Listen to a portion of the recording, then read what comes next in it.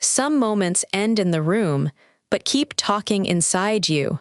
The light is low, the phone is face down, and the day is technically over. You are not trying to make a big deal out of it. You are just lying there with one small miss, still glowing in the dark.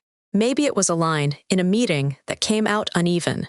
Maybe you answered a message too sharply. Maybe you noticed a typo after sending the document, or revisited the half-second pause after something you said.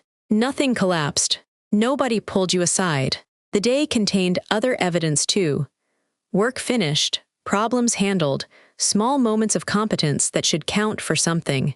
But at night, they do not sound as loud. That is the part that can feel so unfair. One uncomfortable cue begins to stretch. It stops being only, "I made a mistake there." It starts whispering, "I keep doing this. People probably noticed. Maybe this is how I am." A single moment gets promoted into a pattern before the full story has even been heard.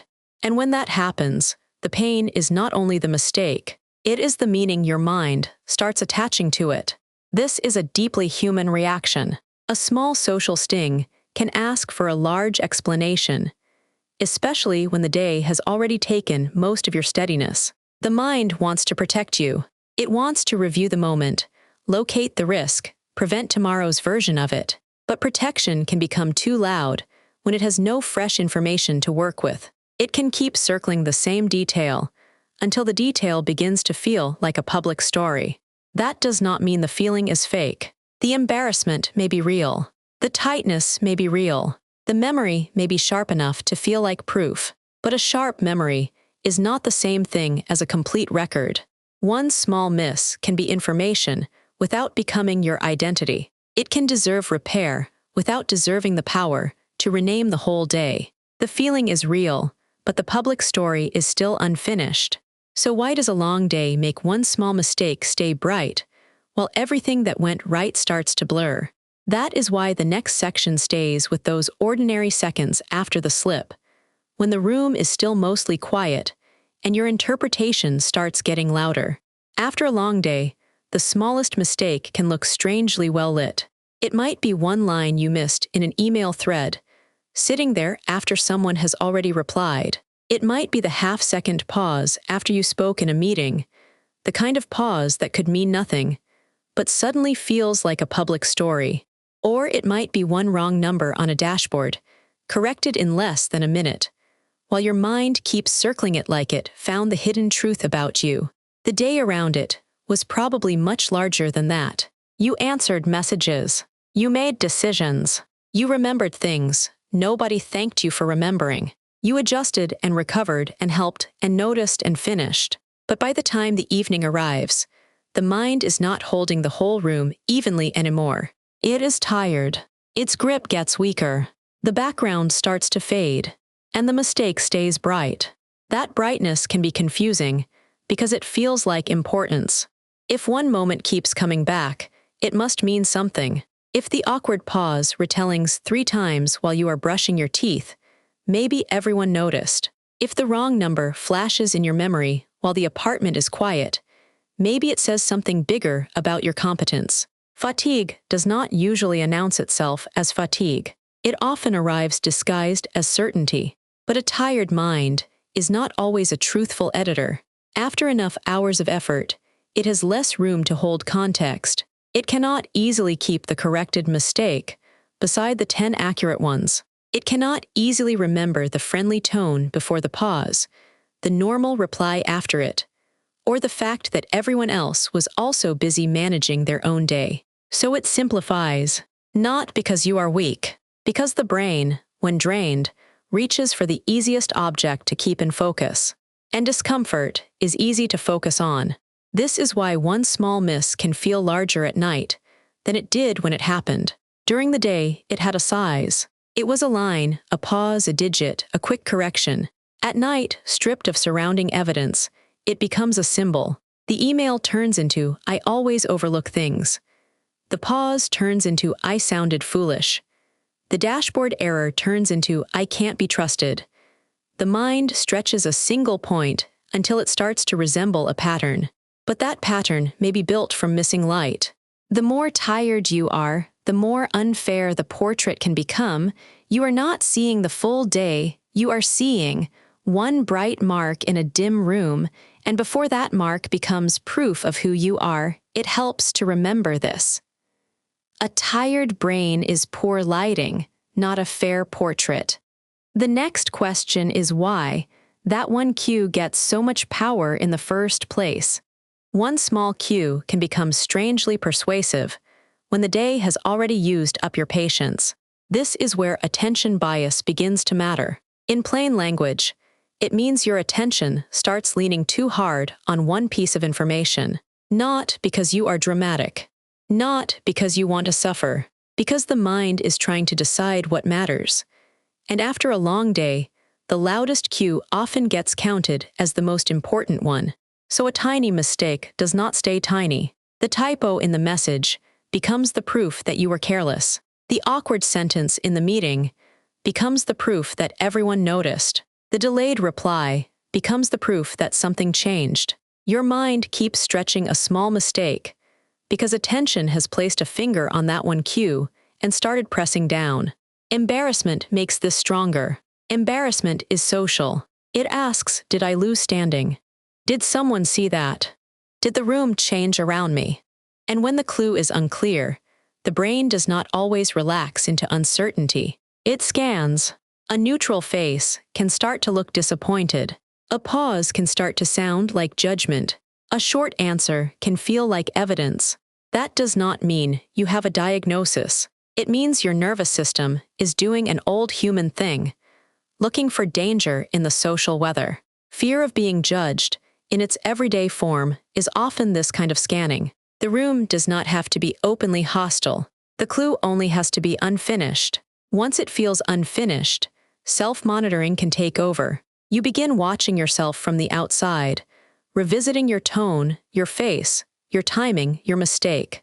And the strange part is that this can feel like accuracy. The more you think about the cue, the more important it seems. The more important it seems, the more your attention returns to it. Then the cycle starts pretending to be evidence. But repetition, inside your mind, is not the same as confirmation outside it. A single cue can be real and still be incomplete. Yes, you may have stumbled over a sentence. Yes, one line may need correcting. Yes, one person may have looked up at the wrong second. But attention bias turns the cue into a spotlight before the evidence has earned that much light. That is why the reframe matters so much. The feeling is allowed to be loud without being final.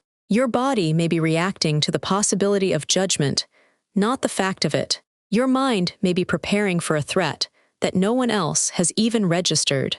And this is where the next layer begins. One private reaction can start to feel like the whole room is watching. Before that story takes over, remember this clearly. One loud cue is not the same as a pattern. The room does not have to turn against you for it to feel that way. You finish a sentence in a meeting, and there is a pause. Not a long one, just enough space for the air to feel different. Someone glances at the screen. Someone types one line into the chat. Your manager says, "Got it, thanks," with no special edge at all. But because you already feel exposed, every ordinary cue starts arriving with extra meaning. That is how the spotlight effect gets personal. A private surge of embarrassment makes the moment feel more visible than it probably is. Inside your body, the mistake is bright. Outside your body, it may be one small movement in a room full of other concerns. The polite reply feels cold because you are listening for coldness. The glance feels like judgment because you are waiting to be judged. The corrected typo on the shared screen feels enormous because you remember the second before it was corrected. But the room is not watching the same inner private retelling. Most people are following the agenda, checking the next point, remembering their own answer, or trying not to look distracted.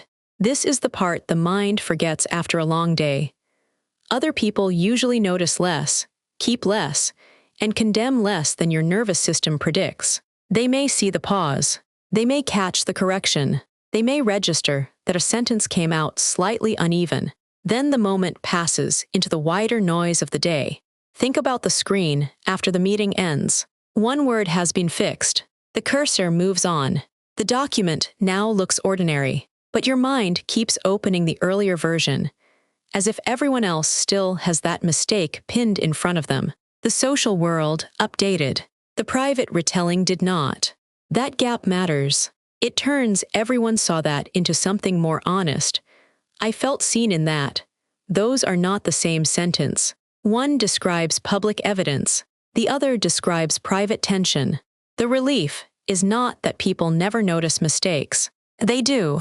We notice pauses and slips and corrections and awkward replies and small changes in tone. But noticing is not the same as building a harsh story. A glance is not a public story. A neutral thanks is not secret rejection. A corrected typo is not a report on your competence. The moment felt huge because you were standing inside it. Feelings have volume there. They echo. They make a half-second pause sound like a room-wide conclusion. But volume is not proof. And this is where the next useful move begins. Not by pretending the mistake did not happen, and not by forcing yourself to feel calm. It begins in the small second when that was uncomfortable starts trying to become, this always happens. That second is where the story can still be checked before it hardens. That is why the next section can turn the pattern into a usable move, instead of one more private rehearsal. The dangerous part of a mistake is not always the mistake. It is the sentence your mind starts building around it when you are too tired to object. One line in a message feels awkward. One task sits unchecked. One number on a screen needs correcting. And then, almost silently, the event reaches for a bigger meaning. This always happens. I am like this. I cannot trust myself. That is the moment to catch. Not to deny the feeling. Not to perform cheerfulness. Just to slow the stretch before it becomes a public story. The latter is simple enough to remember when you are worn down. Interrupt. Name. Widens. Evidence. Interrupt means creating one small break in the private retelling. Before you reread the message for the 5th time, before you decide the whole room noticed, before the night turns one miss into a biography, pause and say, my mind is stretching this. That sentence alone changes the shape of the moment. It puts you back near the controls. Name means giving the mistake a smaller, truer label. Not, I am careless. I missed one detail after a long day. Not, everyone thinks I am incompetent. I felt exposed when I corrected it. Not, I always ruin things. This one moment hurt. And now my tired mind is trying to make it explain everything. Then widen. Look for what the private retelling has cropped out. What happened before the mistake? What happened after it? Did the work continue? Did the conversation keep moving? Were there other parts of the day where you were steady and useful and patient and accurate? A tired mind often edits the scene until only the sharpest detail remains. Widening does not erase the mistake. It puts the walls back around it. Then evidence. Ask what is missing from the story. If the conclusion is, this always happens, where is always? If the conclusion is, they all noticed, who actually said so? If the conclusion is, this proves something about me, what proof would be strong enough to say that about another person? That is where the relief gets lighter, without becoming simplistic. The mistake may still need care. You may need to correct the number, send the clearer reply, apologize for the sharp tone, or build a better reminder for tomorrow. But repair is different from identity. Repair says, something happened here. Identity says, this is who I am. And one tired moment usually cannot carry that much truth. When you catch the stretch, the room in your head begins to shrink back to human size. The glance becomes a glance. The silence becomes silence. The corrected line becomes a corrected line, not a prophecy glowing on the screen. From there, the final move is gentler. Let the mistake stay small enough to learn from. By the time the room is quiet again, the mistake may still be awake. The phone is face down. The lights are low. Nothing new is happening. But the mind keeps walking back to that one line, that one pause, that one wrong number on the screen. And after a long day, it can start to feel as if the mistake is not just something you did. It starts applying for a bigger role. It wants to become a pattern. It wants to explain you. But it does not have to be promoted. A mistake deserves attention. It may need a correction, an apology, a second look, or a cleaner plan for tomorrow. That part is honest. But attention is different from a throne. You can let the moment matter, without letting it rule the whole story. Maybe the email needs a follow-up. Maybe the awkward sentence can simply be left alone. Maybe the number on the dashboard needs to be fixed in the morning. When your brain is not trying to solve life from inside exhaustion, repair is often smaller than rumination makes it sound. It is usually a step, not a sentence passed over your character. This is where the nighttime private retelling can soften. The scene does not have to disappear for you to see it more clearly. The pause was a pause. The typo was a typo. The glance was a glance. The tired feeling around it was real, but it was not a complete witness. And maybe that is the gentlest way to leave it. Not by forcing yourself to feel fine, and not by pretending the mistake meant nothing. Just by giving it the right size. Big enough to learn from, small enough to carry, without bending your whole sense of yourself around it. Tomorrow, with more sleep and more context, the story may look less like evidence, and more like a human moment inside a human day. Something happened. Something can be repaired. Something can be remembered without being worshipped.